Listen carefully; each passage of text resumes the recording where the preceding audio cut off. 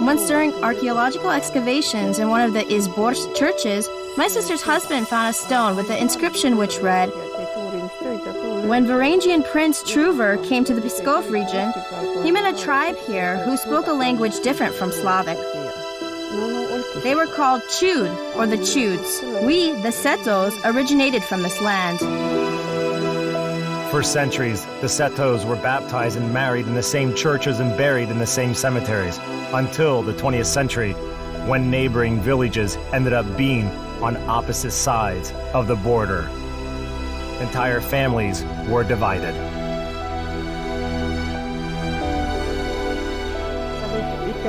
Some Setos stayed there, others here.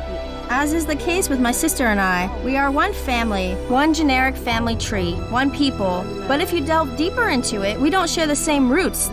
As there's no common ground between us, we don't even live in the same villages anymore. An invisible barbed wire fence stretches between Russia and Estonia across vast fields, the heart of the Setos land. And it's only once a year at the Kirmash festival that the divided people become one again.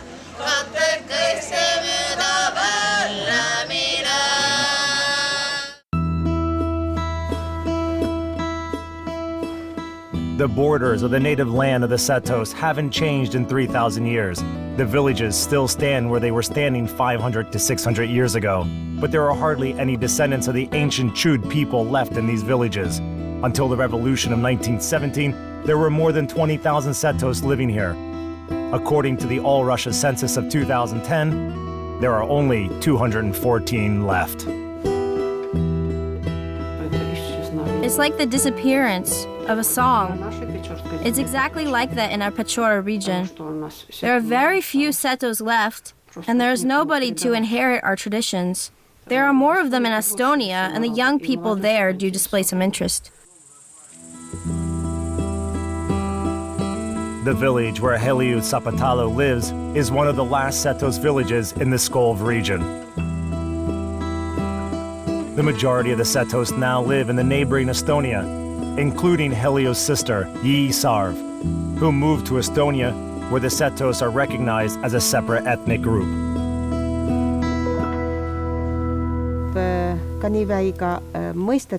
The Seto culture is unique. We are neither Estonian nor Russian, even though we are Orthodox. We are Seto. People with our own tragic history. That's probably what makes our culture exceptional, that we seem to have two homes and our land is divided in two parts. The ancestral lands of the Setos were located west of the Peipus Lake, which is where their ancestors, the Finno-Ugric tribes of the Chuds, or the Chud, lived. In the 16th and 17th centuries, they merged with the Krivichs and became part of the Principality of Pskov. This was the start of their separation from the closely related tribe of the Ests, who fell under the influence of the Crusaders of the Teutonic and Livonian orders and were converted to Catholicism. The lands of the Pskov Chuds were joined together with the monastic lands of the Pskov Pechory Monastery and were under its auspices until 1920, when the monastery and the city of Pechory were passed to the Republic of Estonia. After the Second World War, the historic area of Setomaa was divided. The modern area of the Pechorsky district, the Pskov region, was returned to Russia, and the Võro and Põlva districts stayed within the borders of Estonia. The boundaries between Estonia and Russia were drawn not only across the land, but also across the families who used to live in one big country. During the tectonic shifts in history, nobody heard the voices of the small ethnicity or saw its tragedy.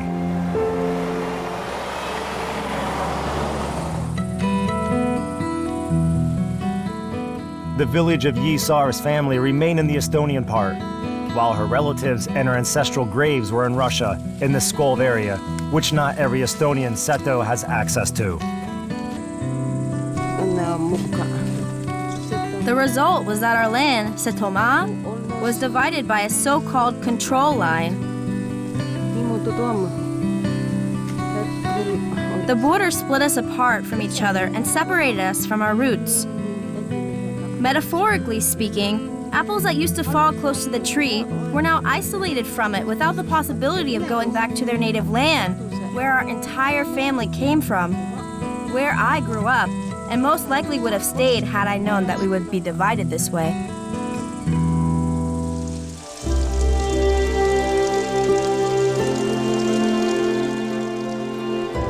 Yi and all her relatives are scattered around the villages along the borders like the apples of a family tree. She never imagined that a border that was only imaginary half a century ago would someday become real.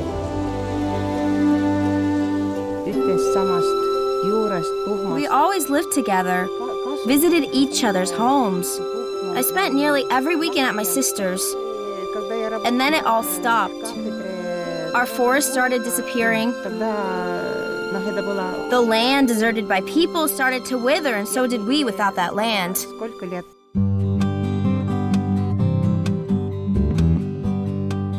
In order to keep a connection with her native land, Yi Sarv goes to Russia every year for the Kirmash celebration. According to tradition, the whole family gets together to share a pie before the celebration. We would often bake an apple pie on the eve of Kirmash. It's the time of the savior of the apple feast. That's why we bake a pie with apples. The ritual has its peculiarity. For the family, we always mix the dough with our hands. For those that aren't family, we use a spoon. Family has always been the foundation of life for this small group of people, as well as village feasts like Kirmash, which is celebrated to mark the end of the Assumption fast.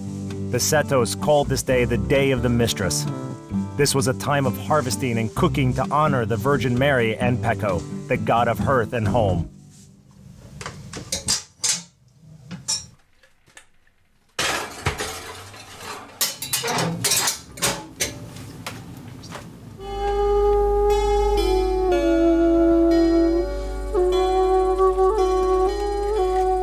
Another important tradition to be followed before Kirmash is going to a Seto sauna, which is also protected by the hardly noticeable wooden figure of Pecho.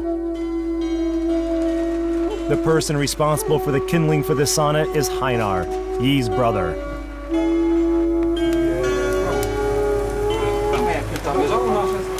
This is our traditional sauna. It takes at least 5 to 7 hours to prepare it. By contrast to a Finnish sauna, the Seto sauna is heated in a black way. Smoke is used to heat the room. According to an old belief, this cleanses someone from all negativity so that they can attend the celebration renewed. Not everyone can endure a Seto sauna. One needs to get used to it.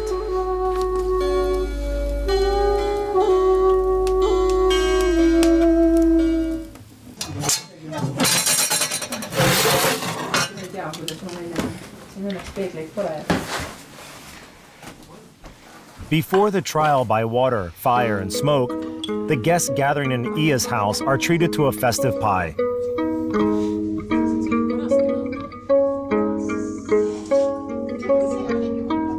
Most of them live in the city, so for them this is the only opportunity to connect with the history and traditions of their people.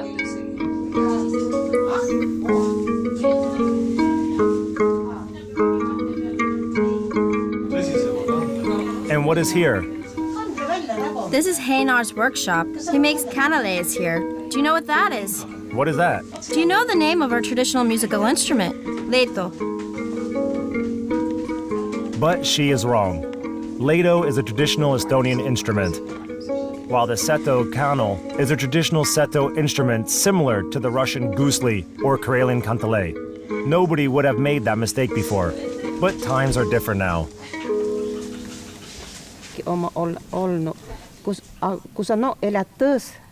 Unfortunately, modern young people don't know their culture well because they no longer live in a village. They are no longer connected to the land. This issue is not only a problem in Russia, but Estonia too. People have holiday homes and villages these days, but that's completely different. People are no longer connected to the land of Setomaa. A humble mistress of the village was once the head of the Seto community and the mother of the song. In olden days, this was the title awarded to the best singers of traditional chorus songs, Lelo, which were recognized in the UNESCO representative list of the intangible cultural heritage of humanity in 2009. Laul oli niinku minä tiedän. Lelo songs are improvised songs that reflect on life and the events that occur in it. This is the only form of the old Seto language that has been preserved its original sound. It's the soul of the people, if I'd say so. Yi is trying to sing a bit of one of the old songs, a lament on the sad fate of a divided people.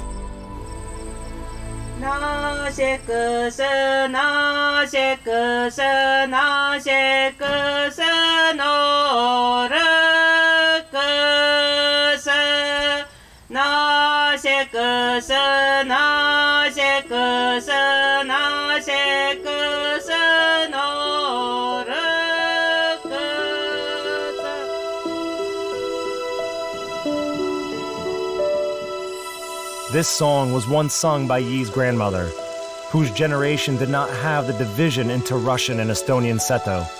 They all lived together on the same land, under the same sky. With the emergence of the so-called control line, Yi's village, Mitkavitsi, turned out to be cut off by a real border. The border was laid between Yi and her sister Helia, one of the last people speaking the Seto language in the Pechorsky land. During the holidays and every summer, she used to come and visit her aunt, who was living across the road from us. And we spent all the time together. We went to pick berries, played together in summer and in the winter. The boundary stretched from north to south for 294 kilometers, with most of it going across the Peipus Lake and the Narva River. A number of checkpoints were open on land, such as the Narva Ivangrad and the Koidula Kunichin mountain checkpoint.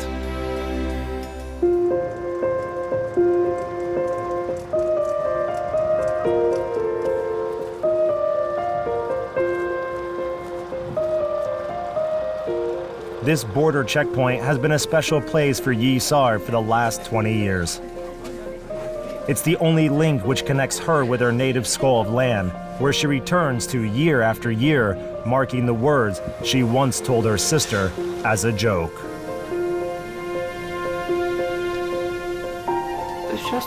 We don't meet as often now. We always get together on special occasions. She jokingly said that there might not be a celebration, but we will always get together.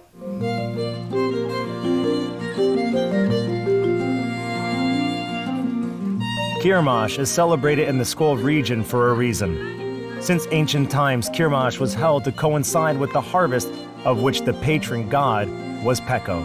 Pecho is believed to have been buried in the caves of the Pechora monastery. Christ and the Virgin Mary were deemed to be his godparents, and that his parents were simple Seto peasants. In this peculiar way, the history of christening from the ancestors in the Pskov Pechorsky monastery, the main shrine of the Seto, found its way into the beliefs of the people.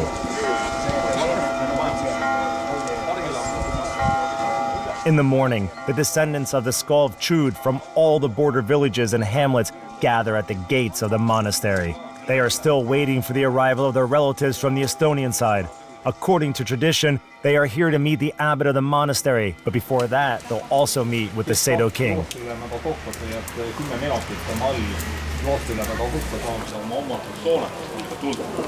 The Seto king is elected by the people, who have to serve and be faithful to him. The same way that the first representative of God on earth served the Seto people. The king wears a special hat and white outfit decorated with a traditional Seto ornament. Ari Hearn is the real king of the Seto people, recognized on both sides of the border. Petseri poole peal Parilas taastamise mõte väga meeldib. The Pechora Seto like our idea very much, but they prefer to refer to the king of Setomaa as the representative of Pecho, who was believed to be buried here in the caves of the Pechori monastery.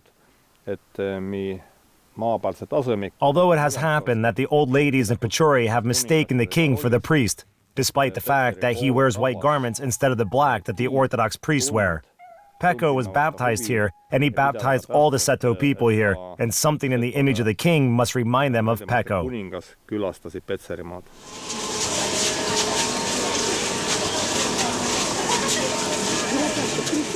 The Seto were called half-believers by the Russians. They were among the first of the Finno-Ugric people to convert to the Orthodox religion, but they continued celebrating their pagan holidays along with the Christian ones. For example, on the day of the Assumption of Mary, the Seto celebrate both the Virgin Mary and their god Pecho.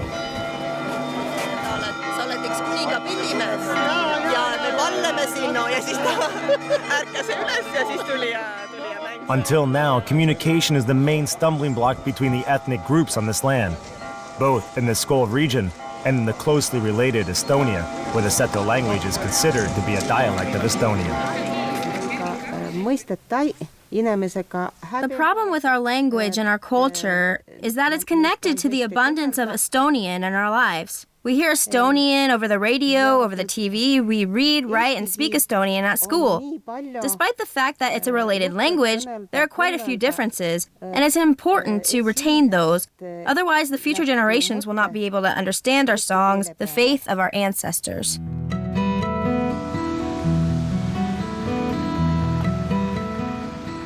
Perhaps this is one of the main reasons why Yi Sarv goes to Russia every year, to visit her land close to the village of Mitkovitsi, to the place where she first heard her grandmother sing, where children were not separated by the border, but instead would tend the cows and get together for village feasts.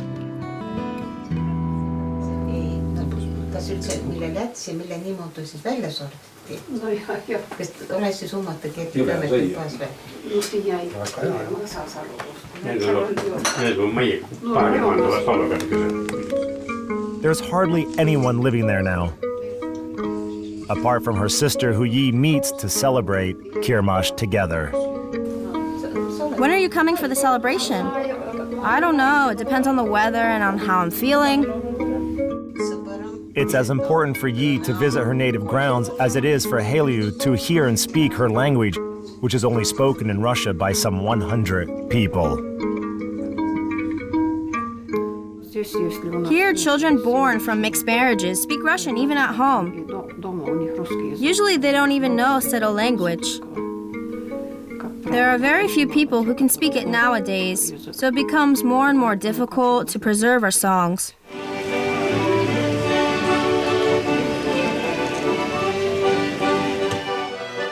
At one time, the Seto songs were sung all around the Pechori region. Each village had a special song day. Today, it's only one village which still has a tradition, Segova. A few years ago, the museum estate of the Seto people was built here.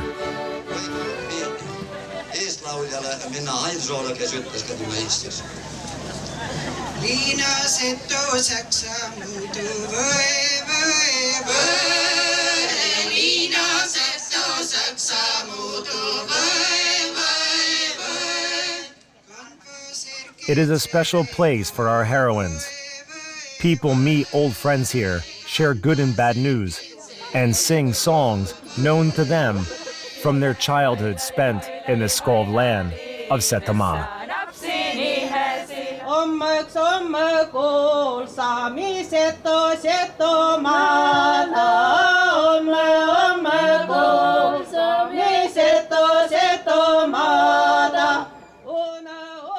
This song improvisation can last for a few hours.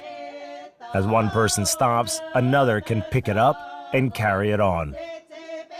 This is what makes the Seto Lelo unique. The songs continue even when the campfire dies out.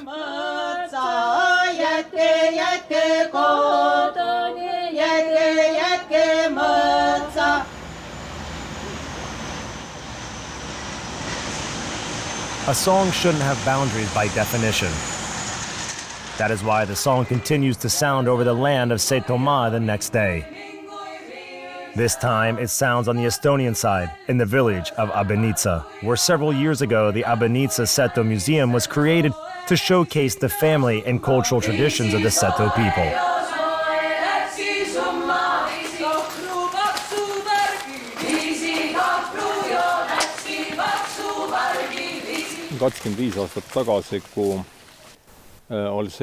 The idea of creating Setomaa emerged around 25 years ago, when the Seto were divided by a border. To stop the increasing separation, we decided to restore the tradition of meetings based on the epos of Pekka.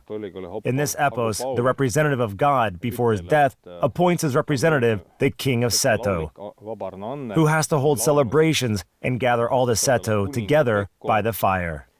This is where our family gatherings originate from.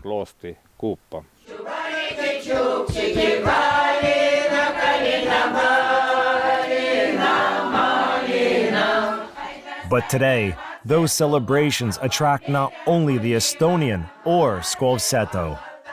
It's the first time in 100 years that the relatives living in faraway Siberia arrived in the land of Setomaa to reunite with their families. Our ancestors went to Siberia over 100 years ago, during the period of 1900 to 1914, before the First World War. No one will tell you for sure how many of us moved there, but according to the ethnographic data, there were about 3,000 people. They went there after they'd been deprived from their land as a result of Stolypin's reform. Then people were moved to Siberia in big numbers. Primarily, it affected the language and the appearance of the Siberians. And Yi Sarv, who came to visit this gathering, couldn't help but to notice it.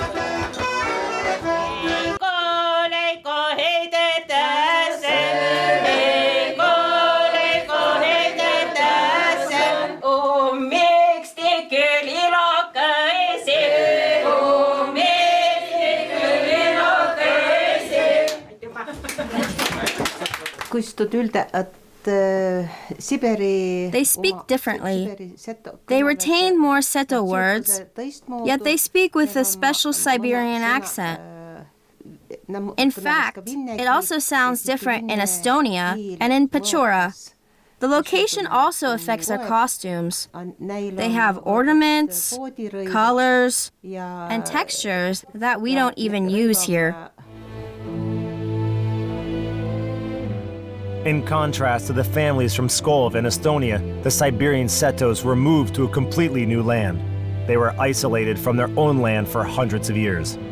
The Partizansk area of the Krasnoyarsk region has become their new motherland, a place with its own way of living, and their culture seems to be frozen in time. One can see the tragic destiny of the divided people in the few rare photos of the Siberian Seto. A tragedy still felt today.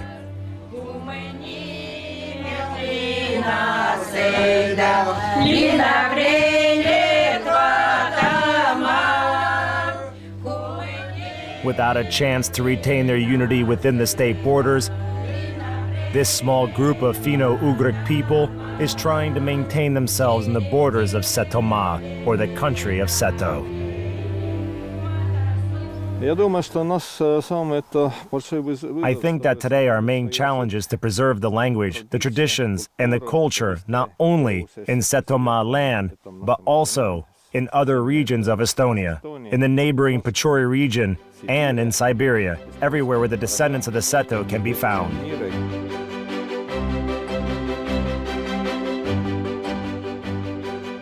This imaginary kingdom with its Seto king moves all around the Seto land, where the descendants of the ancient Chud are not united by a political will, but by a common language, traditions, and songs. The songs of a small group of people who managed to preserve themselves in the center of Europe during times of change.